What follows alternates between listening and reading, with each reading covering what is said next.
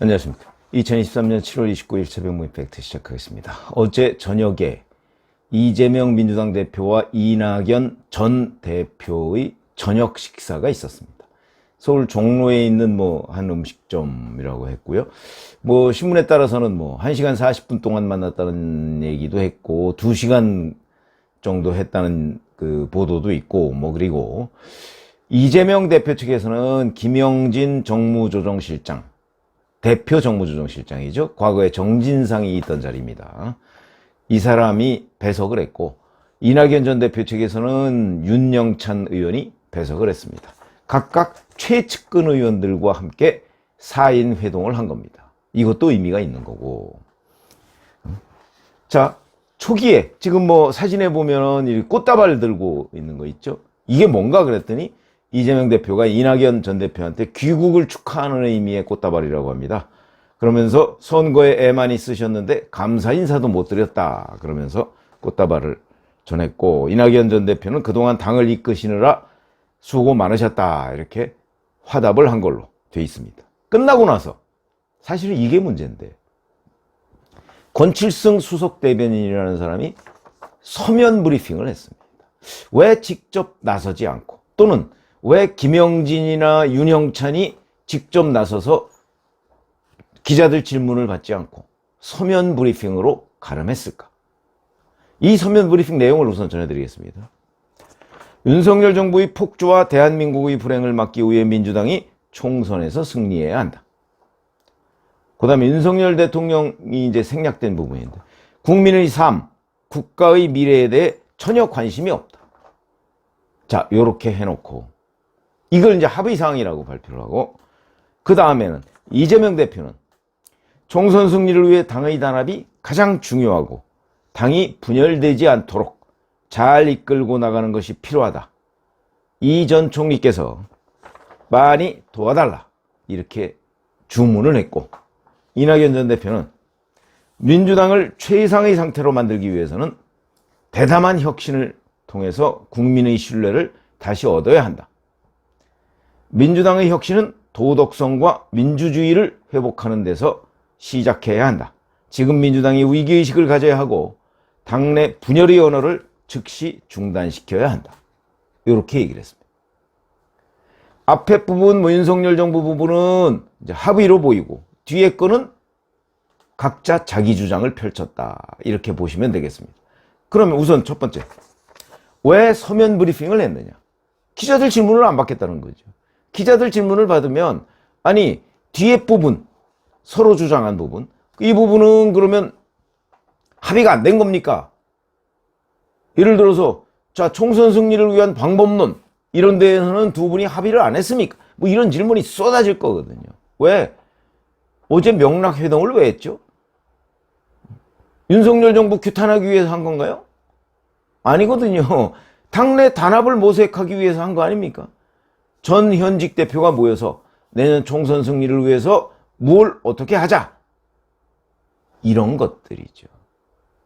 이런 것들을 모색하고 협의하고 국민들한테 보여주고, 특히 그래서 이제 당원들한테 안정감을 보여주기 위해서 만난 모임인데, 윤석열 정부 규탄에만 합의하고 나머지 총선 승리 어쩌고 여기에는 다 그냥 각자 주장을 하는데 그쳤다.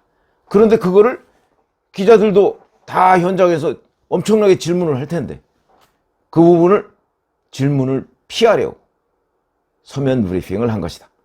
이렇게 보시면 되고요. 자, 총선 승리 방법론 부분과 관련해서 서로 각자 의견이 다르다고 그랬습니다. 이재명 대표의 주장은 딱 하나죠. 그냥 닥치고 총선 승리, 그리고 총선은 내가 이끌 거야. 그런 게 다 숨어 있는 겁니다. 그러니까 이낙연 당신이 좀 도와줘 이거고, 이낙연 전 대표는 아니 도와줄 수도 있는데, 그런데 그 걸핏하면 나한테 수박이라고 하고, 그 다음에 우리 윤영찬 의원이 있지만 윤영찬 의원 지역구를 비롯해서 지금 친이낙연계라고 소위 하는 그런 지역구 의원들 사이에 전부 친명계 총선 출마 희망자들이 다 도전하고 있다. 이거 표적 아니냐? 지금 친이낙연계 쏙쏙 뽑아서 다음 총선을 통해서 모조리 친명계로 바꾸려는 것 아니냐. 그래서야 당이 단합이 되겠냐 하는 소리를 하는 겁니다. 그게 바로 여기에 있었던 뭐 민주주의를 회복 뭐 이런 얘기들입니다. 대담한 혁신을 통한 국민 신뢰, 그게 다 애둘러서 그렇게 얘기한 거거든요. 그 부분은 전혀 얘기 안 했습니다. 이재명 대표가. 만약에 진짜 그런 얘기가 있었는지 모르지만 지금이 8개월 앞이 아니고 한 4개월 정도 앞두고 있다, 총선을. 그러면 이재명 대표가 승부수를 걸었을 수도 있죠. 형님, 그런 때는 보통 그렇게 나옵니다, 정치인들은. 응? 형님 계보에 누구 내가 공천 보장하겠습니다. 대신 미략이죠, 그런 거. 과거에는 그런 것들이 있었습니다. YSDJ가 함께 정당을 할 때는 적어도 상대방 계보 핵심은 안 건드렸습니다. 그건 정치의 룰이거든요. 핵심을 건드리는 순간 전면전이 되는 거죠. 그러나 뭐 8개월씩 앞두고서 그런 미략을 하기에는 너무 멀다. 왜냐하면 당장 이재명 대표가 구속될지 안 될지도 모르는 상황인데 지금 여기서 뭐 총선 때 뭘 어떻게 하겠다, 그 약속이 의미가 없다는 건 서로 너무 잘 알기 때문에 아마 이번에는 그런 정도의 미략은 없었을 것이고 그냥 모양만 갖춘 거다. 근데 실질적으로는 완전 동상이몽이었다 하는 얘기를 할 수가 있고, 그 다음에 바로 지금 뭐 분열의 언어를 즉시 중단시키라 이 얘기는 개딸, 이거 좀 정리해라. 개딸을 다 정리할 수는 없죠. 그러나 개딸들이 걸핏하면 수박 퍼포먼스를 합니다. 이낙연 전 대표가 수박이다, 이거 겉다르고 속다른 사람이다. 당장 아마 이 명락회동에 대해서 개딸들의 뭐 제명인의 마을이나 뭐 이런 데서는 아마 이재명 대표를 비난할 겁니다. 왜 수박을 만났냐고. 그런 사람들이 있거든요. 그렇기 때문에 그런 극단적인 그 팬덤, 이걸 좀 정리해라 하는 거고요. 그 다음에 이낙연 전 대표가 주장한 도덕성 회복, 이 부분은 사실 두 사람이 첨예하게 충돌한 지점이다, 이렇게 보시면 됩니다. 동상이몽의 정점에 있는 게 바로 이낙연 전 대표의 도덕성 회복이라는 부분. 이낙연 전 대표가 도덕성 회복할 때 염두에 둔 건 뭘까요? 뻔하죠. 자, 이재명, 당신을 위해서 당을 지금 이 모양 이 꼴로 만들었지 않냐? 몇 차례 방탄. 그게 말이 되냐? 법원에 가서 영장실질심사 받으면 되지. 이런 얘기를 하고 있는 거고. 그 다음에 돈봉투 의혹에 휩싸인 송영길 전 대표. 그거 왜 감싸냐? 결국 거기에 있던 뭐 윤관석 의원이나 이성만 의원의 체포동의안도 부결시켰지 않습니까? 이래가지고서야 어떻게 총선 승리를 하느냐 하는 부분을 지적하고 있는 거다. 말만 안 했을 뿐이지. 최측근인 김남국 의원 코인 사태. 뭐 이 윤리위원회에서 뭐 제1소위에 넘겼다고 하는데 지금도 민주당 내에서 걸핏하면 이 코인 사태 감싸고 있습니다. 내지는 권영세 의원 물타기 하려고 하고 있습니다. 권영세 의원이 무슨 의심을 받고 있죠, 지금? 코인을 한 400회 정도 사고 팔았다는 거 외에 코인 사고 파는 게 불법인가요? 그리고 권영세 의원이 통일부 장관으로 그 근무 중일 때 뭐 2번인가 거래를 했다는데, 글쎄 그건 뭐 만약 거래를 했다면 사과하면 될 일이죠.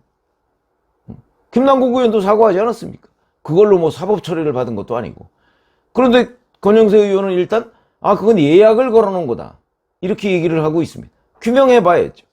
규명도 안 해놓고 자, 김남국 의원 사태와 권영세 의원의 코인 거래를 동일선상에 놓고 물타기 하려는 것, 이런 것들이 일반 국민들로부터는 눈살을 찌푸리게 만드는 일이다. 이런 걸 계속하는 한 민주당의 도덕성 회복은 없다. 이 얘기를 이낙연 전 대표가 지금 하고 있는 거다. 결국 이 대목에서 첨예하게 충돌했다. 우리가 충돌이라는 표현을 이 권칠승 대변인이 서면 브리핑에서 쓰질 않았을 뿐이지 충돌한 지점이다, 이렇게 이해를 하면 되고, 그러면 결국 회동 후에, 자 그럼 오늘 이후에 이재명, 이낙연 두 사람 간의 갈등, 또 두 계파 간의 갈등은 사라졌냐? 전혀 사라진 것 없다. 전과 후에 바뀐 점 아무것도 없다. 그러면 득실은 어떠냐? 이렇게 되면 다 비긴 거 아니냐? 그건 아닙니다. 이재명 대표의 득이 많죠. 그건 무슨 얘기냐? 어제 같은 회동 결과는요, 만나기 전에도 이재명 대표도 그렇고 이낙연 전 대표도 그렇고 다 압니다. 무슨 일이 있고 끝난 뒤에 아무런 변화가 없을 것이다. 다 압니다. 정치인이라면. 정치 후기자도 정치 후기자를 오래 해본 사람이면 다 압니다. 어떤 일이 벌어질지. 그 안에서 대화도 다 재구성할 수 있습니다. 물론 앞으로 취재를 해보면 우리가 생각지도 못했던 대화가 오갔을 수도 있고 하긴 하지만, 여하튼 일반적으로 얘기하는 어제 그 서면 브리핑 수준은 저희가 다 복원할 수 있습니다.